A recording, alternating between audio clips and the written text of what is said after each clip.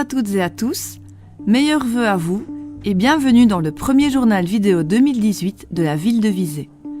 Et pour commencer, nous resterons encore un peu dans l'ambiance de fin d'année avec cette rencontre avec un couple qui, voici un peu moins de 10 ans, s'était pris de passion pour les santons lors d'un voyage en Provence. Depuis, Marie et Hubert n'ont plus arrêté de faire progresser une collection qui devient impressionnante. Nous l'avons découverte à l'occasion des fêtes de fin d'année. Nous sommes allés en Provence, chaque année on y descend. Et bon, là, ayant vu les différents santonniers, on s'est dit tiens, on ferait bien ça pour passer son temps en hiver. De là, la passion est arrivée. Un spectacle apprécié, notamment des petites têtes blondes, qui s'étend sur plusieurs niveaux, répartis sur une dizaine de mètres carrés, le fruit de nombreuses heures de travail. Il me faut à peu près 3/4 d'heure par santon pour le mettre en couleur. Il y a une partie de décor que je fais moi-même et une partie de décor que j'achète chez les santonniers. Cette belle passion, Hubert et Marie entendent bien encore la développer et continuer de mettre en scène ces quelques situations de la vie quotidienne et de ces traditions qui font la fierté de nos populations. Venons-en à la vraie actualité de notre ville avec tout d'abord cette réunion qui s'est tenue à l'école de l'ON, à l'attention des habitants, qui devront composer quelques mois durant avec les travaux liés à la construction d'une nouvelle station de conversion courant continu, courant alternatif, et la création d'une liaison souterraine à haute tension entre l'Ix et le point frontière d'Einaten, ceci dans le cadre du projet Allegro de la société Elia. Une soirée constructive qui a notamment mis en exergue certaines doléances de riverains en termes de sécurité vis-à-vis de la Grande Route, ce qui a généré sans délai une réflexion des autorités et de la police. Le même soir, Jeudi citoyen était l'occasion de remettre le prix de la citoyenneté, ou plutôt les prix, puisque pour cette deuxième édition, la succession des Amis de Zoé, ce sont le GRAC et les Rendez-vous de Richel qui ont été retenus parmi les 9 candidats. Le premier pour son action qui tente à favoriser l'usage du vélo et de le promouvoir pour un usage au quotidien.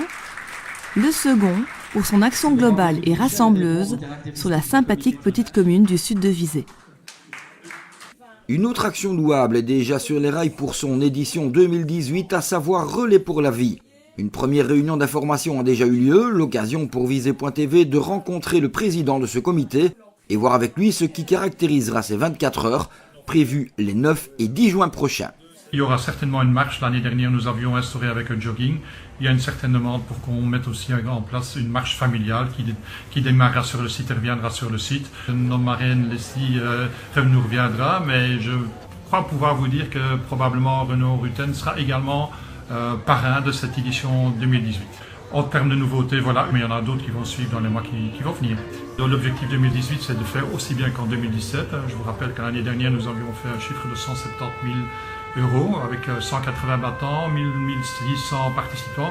On souhaiterait au moins faire aussi bien. C'est difficile, hein, on commence à avoir une certaine longévité, il faut persévérer.